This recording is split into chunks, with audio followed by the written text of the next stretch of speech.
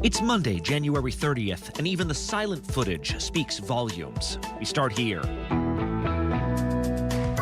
his name? Tyre Nichols. What's his name? Tyre Nichols. The world reacts to seeing the police beating that killed Tyre Nichols. He is screaming for his mother. We'll walk you through the moments that will play into the officer's murder charges.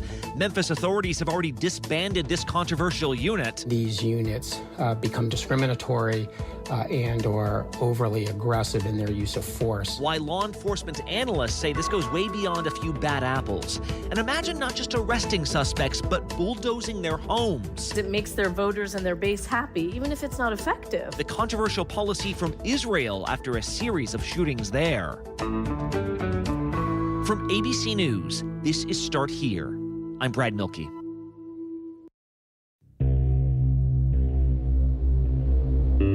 When you hear about a confrontation with police, it's easy to think that it could never happen to you. To think, it would never get to this point if I were there. I would just calmly put up my hands, I'd comply with orders, even if they were wrong, and I'd de-escalate the situation.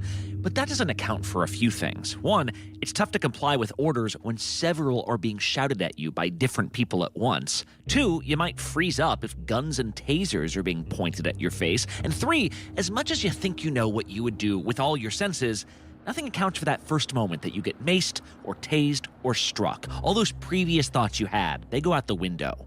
And for the first time on Friday evening, that's what I began to understand about the death of 29-year-old Tyre Nichols. The country is now getting the first look at that disturbing police body camera video. You see Memphis police officers kicking, punching, using a baton on 29-year-old Tyre Nichols. Authorities released a series of body cam videos on Friday night, as well as a surveillance camera up high near the scene. And as you watch the tape, you hear a young man go from confused and compliant to roughed up and terrified, instinctively looking for an escape. It's that escape that sent police on an all-out manhunt, and we saw on video how it ended. Obviously, some really graphic, disturbing audio we're going to hear this morning. We're just going to walk through it once. So, if you don't want to hear it, understandable, maybe skip ahead to the middle of the show. But I do think it's important to hear just to understand how exactly this situation escalated the way it did, why it's galvanized protests and vigils, and now reforms in the Memphis PD. With that, let's start the week with ABC's Elwyn Lopez. She has been in Memphis, Tennessee all weekend. She was there actually with the Nichols family in the moments after these videos were released. And Elwyn, that's why I say these videos, it was really kind of like a series of tapes that unfolded over the span of an hour? What do we see? Yeah, they released 4 videos about an hour long in total, and they show body camera footage as well as street cameras. And what you can see is that it's very aggressive from the get-go.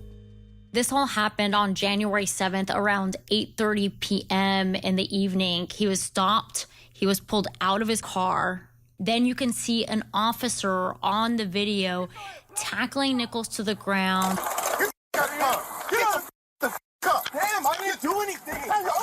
He says, I didn't do anything.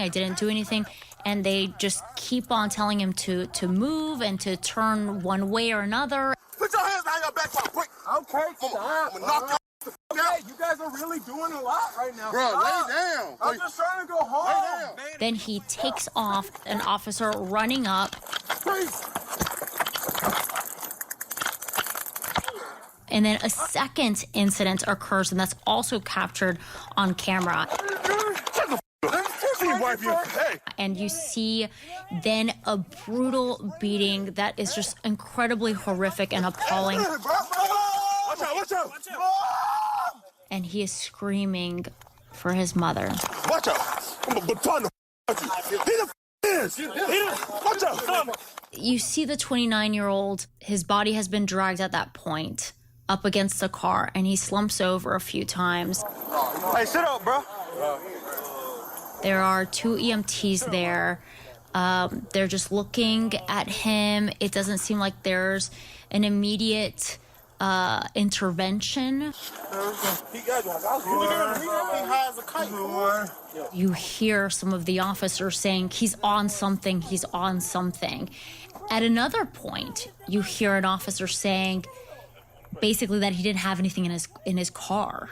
And there is some shock amongst the officers when that is said. He ain't got nothing in the car? Unless he threw it when on his way running. He ran so got off. We know that authorities had initially said that he was pulled over due to a claim of reckless driving. The police chief has since said that there is no evidence of reckless driving. We haven't seen evidence of reckless driving. The stop didn't even make sense. What they said that alluded to the stop didn't even make sense. And when I talked to Nichols' mother, she told me that he was on his way home. He was taking pictures of the sunset when all of this took place. And you told me that he was really close to his home when he was calling your name. I know you haven't taken a look at the video, but you told me that you felt something happening. Yes, I felt a lot of pain and discomfort in my stomach. And at the time, I didn't realize what it was. But once I found out, then I just said that was my son's pain that I was feeling. Yeah, and you talked to them within like minutes of this being released, right? Had you seen the video at that point, Elwyn? I watched it in the hotel room where the attorney for the family was staying. They talked to us exclusively after that video was released. What do you want people to take away from this? I just wanted them to see why they charged these police officers with murder. This video illustrates exactly what happened on those streets that night. This also justifies our son, showing that he was no threat to them. And now that it was out into the world, they were seeing what the reaction was of other people on social media. And some things were brought to their attention that they had not noticed before. In the first 5 minutes of the release of the video, people started commenting on social media that there was a white police officer there that was engaging with Tyre, but we didn't hear anything about him. And so that raises a lot of questions. Why wasn't he charged with anything? On the video, after Nichols is beaten, you hear some of the officers laughing. You can see one man lighting up a cigarette and smoking. And when I talked to Nichols' mother, she didn't even know. What about listening, because you've seen the video? Yes, ma'am. Listening to the officers laughing after what happens to your son. Really? Yeah. They were laughing and smoking cigarettes and, you know. Pray for him. Yeah. She just said she's praying for them. And so what was the reaction of the city more broadly then? Because officials had basically acted as if they were preparing for violence without necessarily knowing there would be violence. And I think a lot of people wondered, like, are you almost going to create a more tense environment because of that preparation? Or is this become like a self-fulfilling prophecy? Well, listen, the city of Memphis was bracing for the release of these videos. None of this is a calling card for inciting violence or destruction on our community or against our citizens. What's his name? Tyre Nichols. What's his name? And what did happen was exactly what Tyre Nichols' mother had called for: peaceful protests demanding justice and change. So we cannot let the pressure off of their necks until we actually see these officers behind bars. All right, Elwyn Lopez there on the scene in Memphis, where she's been tracking this all weekend. Thanks so much for walking us through it. Thank you, Brad. All right, and with that, let's go to ABC News contributor John Cohen. He's a former official of the Department of Homeland Security. Before that, he dealt with gang warfare. He's helped departments shape their strategies towards violent crime in cities across the country. Before that, he was a beat cop. He's worked on SWAT teams. So he's seen every level of law enforcement up close. So, John, with that, can you just describe your initial reaction to this video? Yeah, Brad, I mean, mixed feelings, and all of them troubling. I found myself getting angry as I watched the officers being unable to place Mr. Nichols into custody in a safe way. I was horrified when I saw the level of violence, particularly in the third video, when you saw officers kicking him in the head and punching him in the head. I was saddened as I listened to Mr. Nichols calling for help. And quite frankly, and this may sound kind of strange, is I was troubled because what I saw in that video was so reminiscent of what I experienced and what I witnessed in Los Angeles in the 80s, when police operated under a very different mentality, more of a warrior mentality. And it was so representative of, I just thought we had come farther. And what I saw, sadly, is that we still have real problems within the culture of policing, a profession, by the way, that I'm proud to have been to be a part of. And I continue to be proud of the overwhelming majority of officers who are out there each day putting their lives on the line. And John, one of the sort of big pieces of news from this weekend was that this so-called Scorpion unit that Memphis uses is going to be disbanded. I mean, what is a Scorpion unit, and how does that play into all this in your eyes? So Memphis's Scorpion unit was a crime suppression unit that was created in 2021. Going back to 2019, cities across the country began experiencing significant increases in violent crime, and each successive year, the violent crime got worse. I don't know what the cost of a life is, but I know not having resources makes our city less safe. We will throw more police, more code officers at this challenge. Cities around the country, like Memphis, created Scorpion unit-like organizations. These are crime suppression units that include plainclothes officers and uniform officers. They'll go into high crime communities, and they are intended to focus on violent criminals operating in those communities, gang members, auto thieves, people committing robberies, those involved in the drug trade. And the members of that unit go into these communities and in a very aggressive way target through self-initiated activity those violent elements within the community. It makes no sense to have an elite, supposedly elite unit on the streets, and yet we can't figure out who that unit answers to. The problem is that if you don't have the right people working in that unit, or they're not supervised appropriately, or there's no oversight, we've seen these units become discriminatory and or overly aggressive in their use of force. So in this video, you see members of Memphis' Scorpion team in the first video initiating a traffic stop on an individual that, based on their words and their actions, I believe they had made the decision that this was someone who was high on drugs. They viewed Mr. Nichols as a criminal.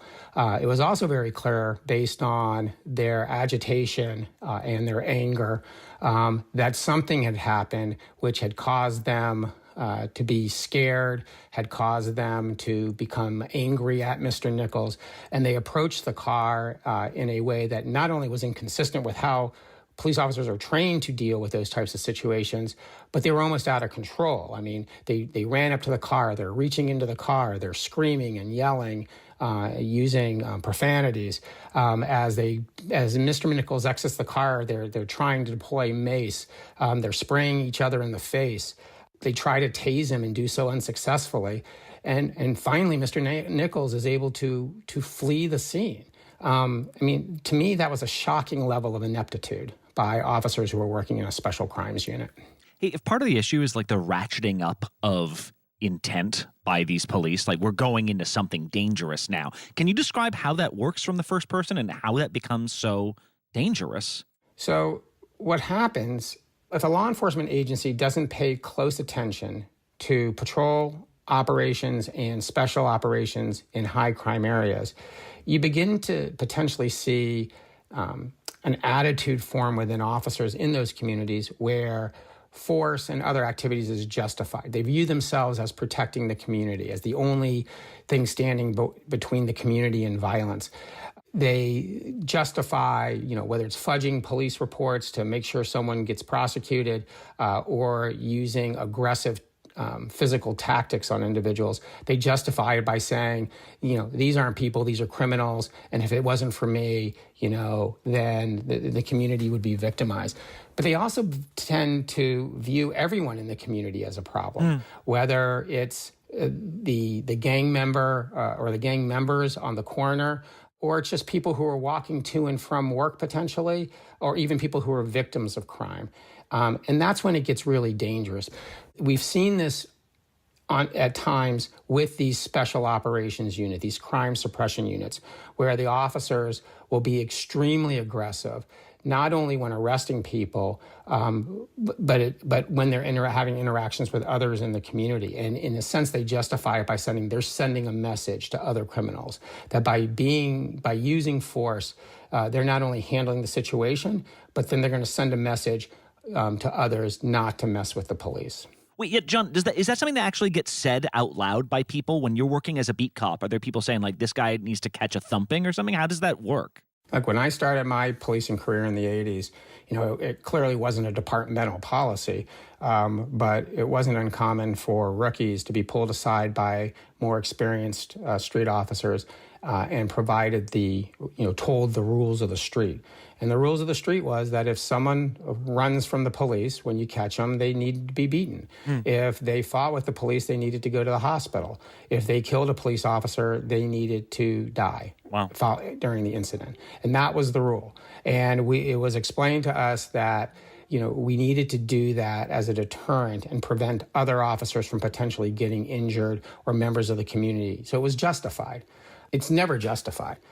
Being inaccurate or dishonest in a police report is not justified. Using excessive force is never justified. But here's the problem. These crime suppression units are effective. When a group of law enforcement officers go into a high crime area and they are aggressive and they are, going after the bad guys, you will see a reduction in crime. In fact, earlier, last year, the Scorpion unit was praised by Memphis city officials for achieving reductions in violent crime in high crime neighborhoods. The problem is there's a cost, right? On the one hand, people may praise, the reductions in crime achieved by, those types of teams. On the other end, unless it's very carefully led and very carefully overseen, you run the risk of discriminatory practices and abusive practices like that, which we saw on the videos over the weekend. All right, John Cohen, thank you so much for the perspective. Thanks, Brad. It's nice talking to you.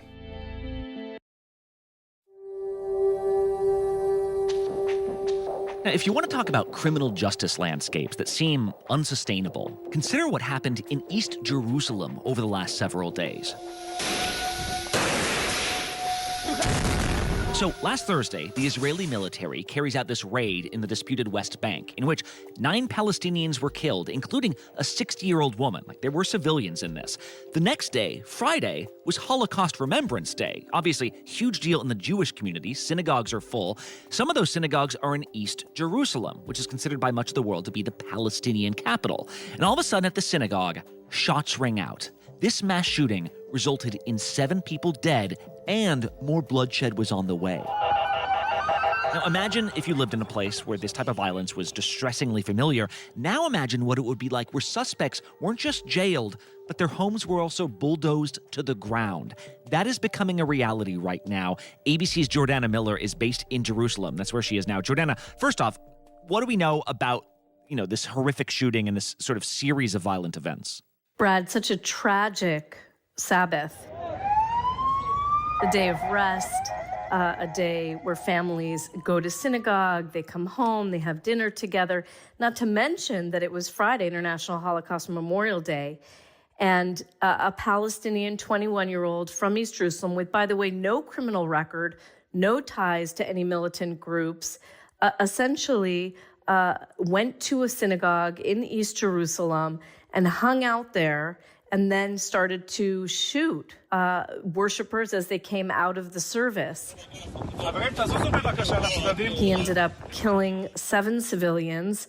Sadly, a number of them came out to see what was happening and try to help, and they were shot and killed, including a 14-year-old boy. Now, we haven't seen a kind of shooting massacre like this really in over 10 years. So I can tell you that, there was not only a sense of grief, but real shock. And it didn't end there because 15 hours later, in the old city of Jerusalem. There was a father and a son walking to synagogue, likely in the morning, and they were shot at by a 13-year-old Palestinian boy, a young teenager. They were not killed. They were seriously injured. The father's now been released from the hospital, but it's being essentially dubbed a Black Sabbath here, back-to-back attacks that killed 7 Israelis and, injured seriously a few others. Well, and then policies also then kind of ramp this up a notch, right? Because recently Benjamin Netanyahu, of course, took the reins again as leader of Israel. He's considered as conservative as ever. In fact, he's more aligned now with even harder right Jewish leaders. So what has the response to these Palestinian shootings been in this new Netanyahu era? Prime Minister Benjamin Netanyahu taking a very hard line. First of all, they have sealed the home of one of the attackers, the 21-year-old who fired on the worshipers outside of synagogue. Literally, we saw images of their welding and closing the door of this attacker's family's home.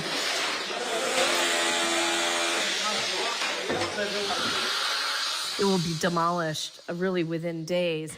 The police will not allow terror organizations to take advantage of children and youth. Even though the young 13-year-old Palestinian attacker who opened fire on the Sabbath on Saturday morning, even though his victims did not die, the cabinet still approved sealing his home in East Jerusalem, his family's home, and that will also be demolished. The Israel police are going to act accordingly, strong with determination and professionalism. Wait, so Jordana, that's a thing where, like, if you are I'm just thinking about people who aren't even the shooters here. Like, if you live with someone who ends up being a suspect or a shooter, you can just have your home boarded up and then bulldozed eventually? Right. Well, that's a great point. I mean, this is a really controversial policy.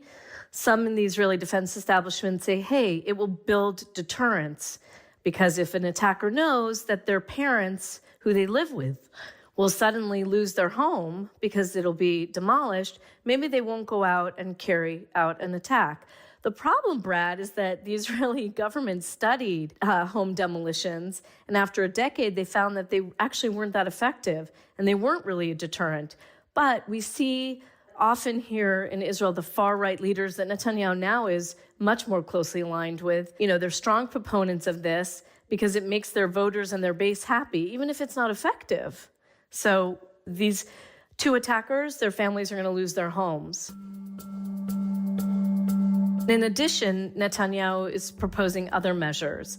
They want to pass a law that will revoke the residency of the families of Palestinian attackers. That means essentially if you live in East Jerusalem and a cousin or a son carries out an attack, you will no longer have the right to live in East Jerusalem. You'll be essentially expelled either to the West Bank, to Gaza, to another country.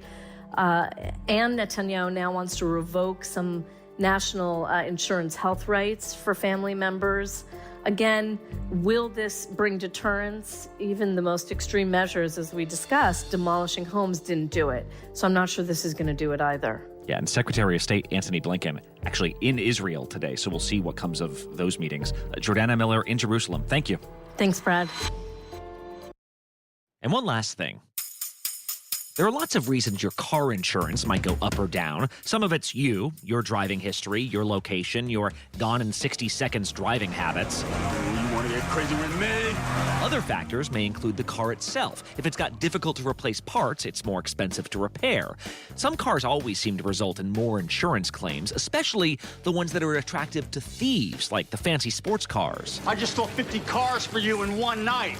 All right, I'm a little tired, a little wired, and I think I deserve a little appreciation. Well, recently, a couple of major insurance companies declared they will stop insuring some much cheaper cars. I'm talking Kias and Hyundais. There are videos on TikTok and YouTube that will show you basically how to break into Hyundai and Kia vehicles. It's ABC's Mike Dubusky, who covers autos and tech, and he says it's become common knowledge that it's really easy to steal some of these slightly older Kias and Hyundais that were made before 2019. After all, well, Hyundai has a big stake in Kia, so a lot of their parts are made at the same factories. So it all comes back to this issue of a technology called an engine immobilizer. And what an engine immobilizer does is it basically is a redundancy system to make sure that your car doesn't get stolen in kind of the traditional way. It consists of 2 computer chips, one's in your key fob and one's in the car. And basically when you put your key into the ignition and turn it, the little chip in your key talks to the chip in your car and says, "Hey, I'm your key, let's get going." Apparently, in versions with push-button starts, the system works just like it's intended. But in the cheaper models, thieves have learned how to get your car to think that's your key in the ignition. At this point, there are millions of people watching break-in tutorials from young men online who call themselves Kia boys. I mean, if you had a 5-year-old maybe that, smart enough, with a screwdriver, and you said, hey, just pry this out, it could probably get pried out by a 5-year. It's that simple. State Farm told us these basic models, the trim levels for Hyundai and Kia, will no longer get new policies in certain states where these car thefts are exploding. Progressive says it's doing the same thing because the theft rates have tripled in some areas. Existing insurance policies will still be honored. In a statement, Hyundai said it, quote, regrets this decision by insurers, end quote, and they expect this move will be temporary. They also say higher quality security has been standard issue for a few years now, and that it's distributing wheel locks to affected owners across the country.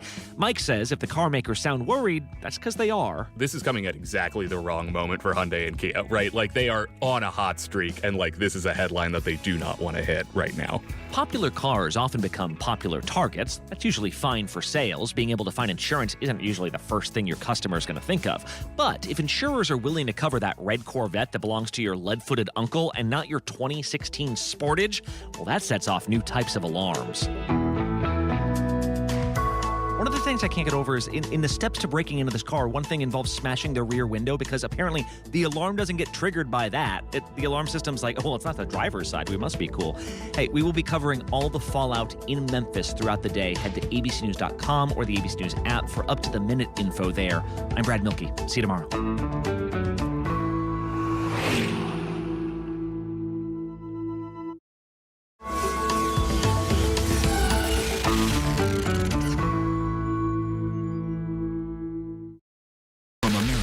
#1 news comes the all-new ABC News app. If you love being in the know, you're gonna love this. Experience the all-new ABC News app. Download it now.